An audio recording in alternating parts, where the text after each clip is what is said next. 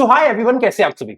So guys, जब से NICL assistant का नोटिफिकेशन आया, आप में से मैक्सिमम स्टूडेंट्स के मन में एक जो सबसे बड़ा डाउट चल रहा है कि भैया क्या हमें इसका फॉर्म भरना चाहिए कि नहीं। मैं कल से इसके ऊपर काफी रिसर्च कर रहा हूं और एक बहुत ही शॉर्ट और क्विक वीडियो होने वाला है जिसमें मैं आपके सारे क्वेश्चंस के जवाब देने की कोशिश करूंगा। ठीक है, सबसे पहली बात भैया, क्या हमें फॉर्म फिल करना चाहिए कि नहीं। भाई देखो, इसका ना एक बहुत ही बड़े भाई होने के हिसाब से तुम्हारे लिए एक जिम्मेदारी रखते हुए एक बात यहाँ पे बस बोलना चाहता हूँ कि भाई अगर तुम्हें ऐसा लगता है कि आईबीपीएस पीओ का जो अभी प्रीलिम्स हुआ था वो तुम्हारा ठीक ठाक हुआ था, भाई वहां पे 57 से ऊपर का तुम्हारा स्कोर, जो फाइनल स्कोर बनेगा वो 60 के आसपास का बन जाएगा, 57 से 60 की रेंज में बनेगा, तब मैं बोलूंगा कि भाई तुम्हें इस फॉर्म को भरने की ज्यादा जरूरत नहीं है।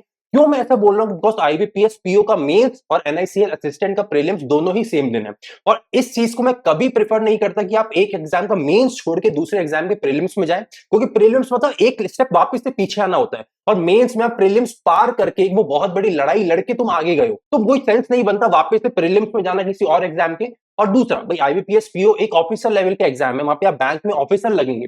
भाई एनआईसीएल असिस्टेंट एक क्लरिकल लेवल की जॉब है, तो आपकी स्ट्रक्चर में, आपके रुतबे में, आपकी सैलरी में भी फर्क पड़ेगा। तो इसलिए भाई मैं बहुत ही साफ एक बड़े भाई के हैसियत से बोलना चाहता हूं कि भाई अगर तुम्हारे 60 नंबर के आसपास आईबीपीएस पीओ के प्री में बन रहा है तो तुम्हें उस पर फोकस करना चाहिए, बिकॉज प्री और मेन सेम दिन है। अभी तुम्हें मेन सेंट्रिक तैयारी ज्यादा करनी चाहिए। ठीक है, इसी के साथ एक चीज और कि भाई अगर तुमने आईबीपीएस का फॉर्म ही नहीं भरा तो अब तो तुम्हें राइट एनआईसीएल असिस्टेंट का फॉर्म भरना ही चाहिए। बट सबसे इंपॉर्टेंट बात, यहाँ पे बहुत सारे स्टूडेंट ने जो बोल रहे हैं कि भाई हमारे स्टेट में वैकेंसीज बहुत कम है, अब हम क्या करें। तो मैं तुम्हें एक बहुत बहुत खास और बहुत सरल बात बताता हूँ। तुम में से ना मेजोरिटी अभी लोग ये सोच रहे होंगे कि हम बगल वाले स्टेट से या किसी और स्टेट से फॉर्म भर देंगे, है ना। बिहार वाले सोच रहे होंगे कि हम कहीं दूर से महाराष्ट्र से भर देते हैं, यूपी वाले सोच रहे होंगे वहां से भर देते हैं, साउथ से भर देते हैं।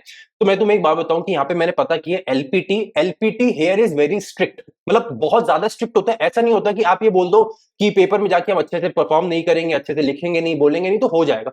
प्रॉब्लम ये आएगा कि जैसे आरबीआई असिस्टेंट में अभी आपने देखा होगा कि इतना ज्यादा स्ट्रिक्ट था कि फाइनल एग्जाम प्री और मेंस निकलने के बाद भी लोग एलपीटी में बाहर हुए थे। यहाँ पे भी ये चांस बनेंगे, बिकॉज यहाँ का जो एलपीटी है वो काफी स्ट्रिक्ट रहने वाला है।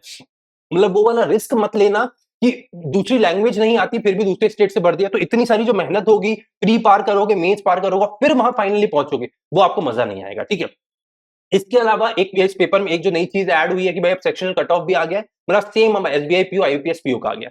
नेक्स्ट जो क्वेश्चन आप लोगों का था कि भैया इस पेपर का लेवल क्या रहता है, तो भाई असिस्टेंट एग्जाम के लेवल, किसी भी पेपर का लेवल बहुत ज्यादा नहीं होता। प्लस जो इंश्योरेंस कंपनीज के एग्जाम्स होते हैं उनको आप देखोगे उनका लेवल ऑलरेडी पीओ से कम ही होता है। मतलब आप यहाँ पे मान के चलो कि एनआईसीएल असिस्टेंट का जो लेवल है वो आपके आरआरबी क्लर्क के आसपास रहना चाहिए, आईयूपीएस क्लर्क से भी मुझे लगता है कम ही रहेगा। ठीक है, मतलब एग्जाम का लेवल ज्यादा नहीं है।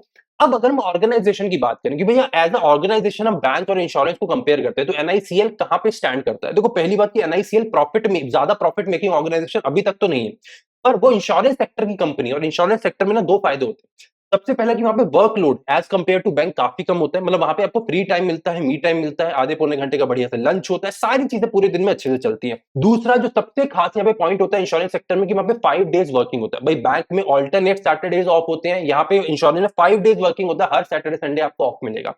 तो और इसके साथ जो इस नोटिफिकेशन की एक चीज तो मुझे पता नहीं क्यों आईबीपीएस के किसी भी नोटिफिकेशन का पसंद नहीं है, यहाँ पे फॉर्म फीस क्यों भाई 850 रुपए तुम्हें लेने हैं। भाई जहाँ पे सेम एग्जाम एसएससी करवाता है तो वो 150, 200, 250 रुपए में करवा सकता है, तो तुम्हें क्यों यहाँ पे जनरल से 850 रुपए लेने? ऐसा क्या तुम प्रोवाइड करवा रहे हो अलग चीज जो एसएससी में नहीं मिलता? तो ये चीज मुझे, ये शिकायत लगता है शायद मैं अपने साथ लेके ही जाऊंगा जब भी जाऊंगा। बट हाँ, आईबीपीएस से मुझे हमेशा शिकायत रही है और हमेशा रहेगी कि आपके फॉर्म की फीस बहुत ज्यादा है। फॉर्म की फीस को आपको कम करना चाहिए, लोगों को अट्रैक्ट करने के लिए भी। भाई अभी भी बच्चा सोचेगा 850 फॉर्म, मुझे ऐसा लगता है 50% बच्चे तो फॉर्म की फीस देख के ही छोड़ देंगे कि भाई मुझे भरना ही नहीं। और फॉर्म की फीस 850 रुपए बहुत ज्यादा। भाई एक अनएम्प्लॉयड इंसान जो लोअर मिडिल क्लास फैमिली से आता है, घर में खाने पीने का प्रॉब्लम है, किराया देना है, तो मतलब 100 चीजें होती है, तो 850 फॉर्म क्यों रखते हो? आई एम प्रीटी श्योर कि उसको चेंज तो होना पड़ेगा। अब वो यूनिटी कब आएगी इस इंडस्ट्री में, कब ऐसा होगा, कब लोग चेतेंगे, कब खड़े होंगे कि नहीं भाई तुम्हें ये प्रोसेस चेंज करना है, इसको कम होना चाहिए। कम जरूर होगा, मुझे पूरा यकीन है, पर वो कब होगा I don't know.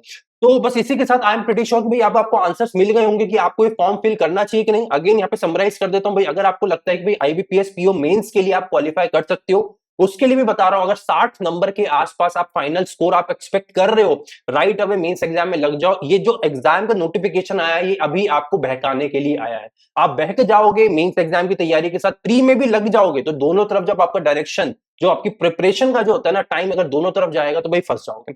Full to mains exam की तैयारी करो। पर अगर आपका आईपीएस पीओ प्रीलिम्स बिगड़ गया है, मैं आपको लग रहा है मतलब 45 50 ऐसे नंबर फाइनल स्कोर आएगा, या फिर आईवीएपी भाई इतना ही फाइनल स्कोर आएगा, या फिर आपने भाई इतना ही स्कोर आएगा, या फिर आपने आईपीएस पीओ प्रीलिम्स दिया ही नहीं था, उस केस में आपको एनआईसीएल असिस्टेंट जरूर फिल करना चाहिए। स्टिल आपके मन में और भी कोई डाउट है, नीचे का कमेंट सेक्शन 24 घंटे आप लोग खुला है, मैं खुद अवेलेबल रहने की कोशिश करता हूं। हर डाउट को नीचे डाल दीजिए, मैं पूरी कोशिश करूंगा जल्दी जल्दी आपके सारे डाउट्स को क्लियर आउट करने की। अगर आपको वीडियो पसंद आए तो इस वीडियो को लाइक करिए, ज्यादा से ज्यादा शेयर आउट करके जरूर जाइएगा। अगर चैनल को पहली बार विजिट कर रहे हैं तो चैनल को सब्सक्राइब कर लीजिए। मिलते हैं अगले वीडियो में, till then take care, bye bye.